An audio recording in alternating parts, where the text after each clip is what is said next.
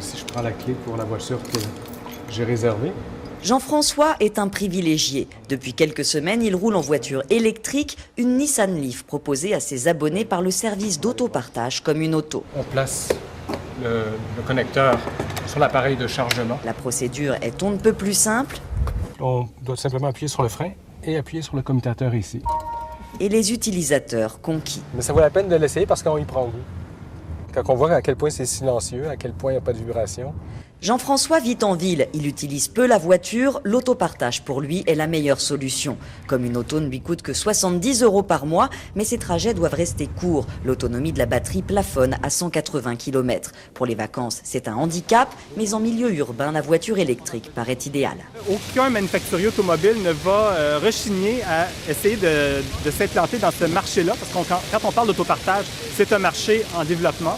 La plus grande proportion de nos trajets, c'est des trajets de 50 km et moins. À Montréal, comme une auto compte près de 25 000 abonnés. Seuls 17 Leaf sont déjà disponibles, il y en aura 50 d'ici le printemps prochain. L'investissement est lourd puisque ces voitures sont plus chères que celles à essence, mais la société compte se rattraper sur les coûts à l'utilisation. Il faut moins d'1 € d'électricité pour recharger la voiture. De quoi séduire les consommateurs. Chez ce concessionnaire, les candidats se bousculent pour essayer la Leaf. Certains comptent sur l'autopartage pour tester leur achat.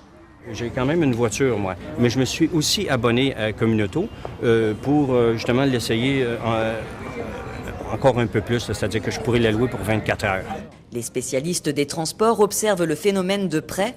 Communauto propose un mécanisme d'expérimentation, à la fois pour les gouvernements, à la fois pour eux, à la fois pour les usagers, pour la population en général. Je pense que les gens vont observer pour voir comment ça se comporte.